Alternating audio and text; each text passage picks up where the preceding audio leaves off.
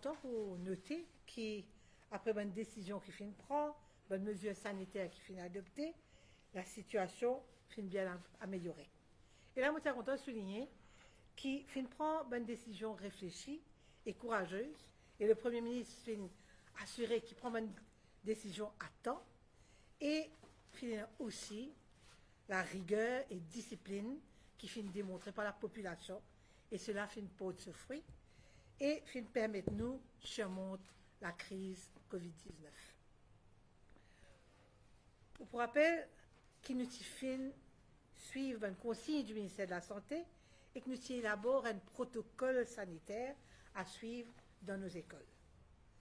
Mais aujourd'hui, c'est avec beaucoup de soulagement que le docteur Jagabhat Pal, le ministre de la Santé, annonce nous que la situation à Maurice finit nettement améliorée et qui, d'ailleurs, n'a aucun cas de COVID dans la communauté.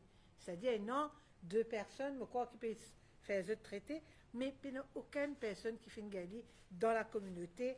Et c'est ça qui finit amène nous revoir certaines décisions. Alors, d'après le ministère de la Santé, maintenant, les conditions finissent réunies pour une reprise plus tôt. Et comme le Premier ministre finit déjà annoncé vendredi dernier, les écoles pour reprendre à partir du 1er juillet 2020. Le fait qu'il n'est plus besoin et non bonne mesure stricte de distanciation physique n'est pas pour nous nécessaire de faire une reprise en phase qui fait que tous nos enfants peuvent venir à l'école en même temps. On vous rappelle qu'il nous finit déjà annoncé que le pré-primaire peut commencer le 20 juin et bien sûr, vous êtes déjà dans l'école. Mais il est aussi important qu'il me précise que le ministère de la Santé indiqué qu'il y a encore une série de mesures sanitaires qui nous besoin d'adopter et qui nous besoin de garder. Par exemple, il est extrêmement important faire une prise de température de nos élèves quand ils rentrent à l'école. Il nous peut obliger, bien sûr, de garder un principe sanitaire, le lavage des mains régulièrement, etc. Et nous peut aussi, et non, l'obligation de porter le masque. Alors, le port du masque est important et bien sûr, avant même qu'il nous réale à l'école, avant même qu'il nous fait la reprise, prenons tout le système de désinfection des écoles qui peut avoir lieu. Prenons aussi la possibilité que le ministère de la Santé peut de nous pour faire un test avec tous les employés des écoles, teaching and non-teaching staff. Et cela, pour le ministre de la République, pour dire nous tout à l'heure là, pour faire d'une façon que tous les employés des écoles puissent tester. Les récréations, non, mais nous prenons une récréation qui peut stagger, décaler. C'est-à-dire pas tous les élèves en même temps dans la cour de l'école. Les écoles, collèges et l'école pour décider à quel moment pour faire, mais tous les élèves pas pour retrouver dans la cour de l'école en même temps. Cela pour nous assurer qu'il n'y ait pas un attroupement d'élèves qui est excessif. La vigilance pour reste de mise. Comme je peux dire tout à l'heure là, travaux de désinfection finissent déjà commencé et pour continuer à faire dans l'école. Et nous pouvons faire de sorte à ce que comme un élève reprend le chemin de l'école le 1er juillet, tout cela finit faire. Bien sûr qu'à partir du 1er juillet, l'université aussi opérationnelle. Quand nous reprenons le 1er juillet pour nos classes tous les jours, et nos calendriers finissent réajustés. Mais voilà, pour le réajustement qui nous a porté au calendrier, le 2e trimestre, pour reprendre le 1er juillet, les poils jusqu'au 16 octobre, quand nous prenons un midterm break d'une semaine. Et l'école pour reprendre à ce moment-là le 26 octobre. après le break et pour continuer jusqu'au 27 novembre. Alors le deuxième trimestre pour étaler du 1er juillet au 27 novembre avec un break, un midterm break d'une semaine. Le calendrier s'y prévoit pour que le troisième trimestre débute en 2021, il reste inchangé. Alors le troisième trimestre pour débuter en janvier, le 6 janvier, et pour aller jusqu'au 26 mars. Le 7 janvier au 26 mars. Pour le calendrier de l'année d'ensuite, 2022, il faut démarrer le 25 juin 2021 et il faut terminer le 29 avril 2022.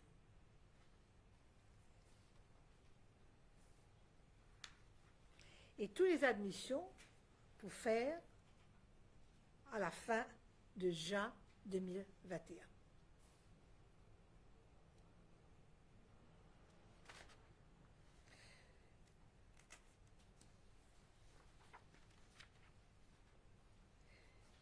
Tout le reste qui nous a annoncé la dernière fois en termes de calendrier pour ben assessment, examen et ben évaluation reste inchangé. C'est-à-dire, le grade 6 PESAC Modular Assessment se fera dans la première semaine de décembre 2020. C'est pour les papiers sciences et histoire et géo. PESAC, le reste des papiers, pour mars 2021. Grade 5, Modular Assessment, mars 2021. Grade 9, NC Assessment, avril 2021. SC, HSC, examens internationaux, pour débuter en avril 2021 et pour étaler jusqu'à début de juin 2021.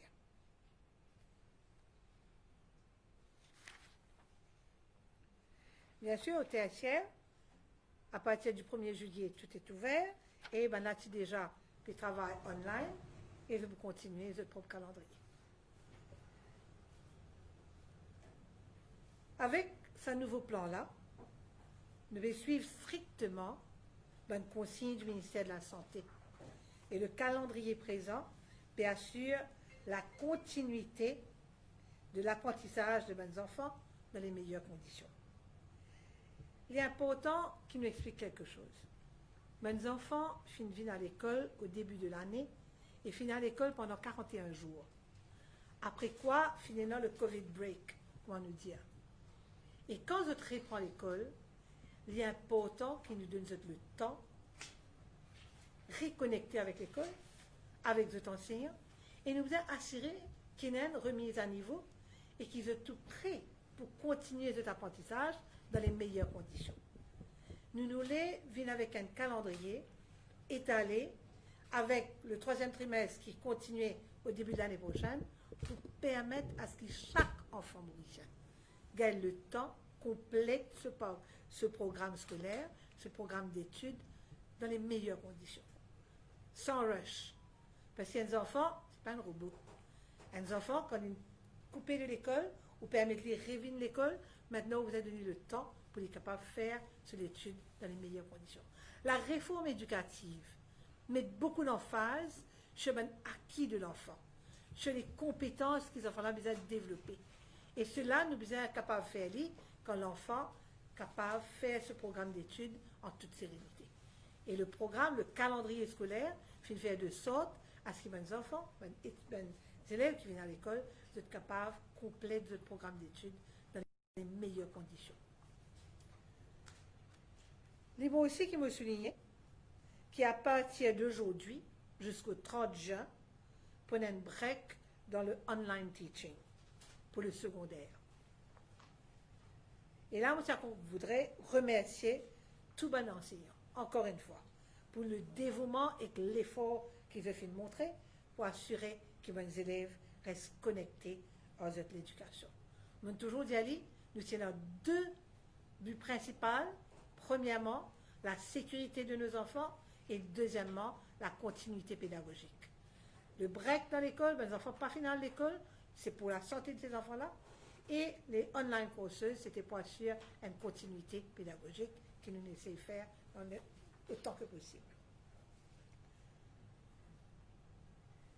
Avec la rentrée le 1er juillet, nos bons élèves pour en mesure, en termes de deuxième trimestre, et poursuivre l'étude, comment dire, avec beaucoup plus de confiance en soi.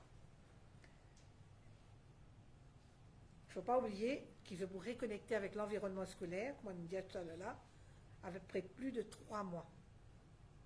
Je me retrouve de un camarade, je me retrouve de un enseignant, et moi apprendre, c'est avec beaucoup d'enthousiasme qui va jeune et retourne vers l'école.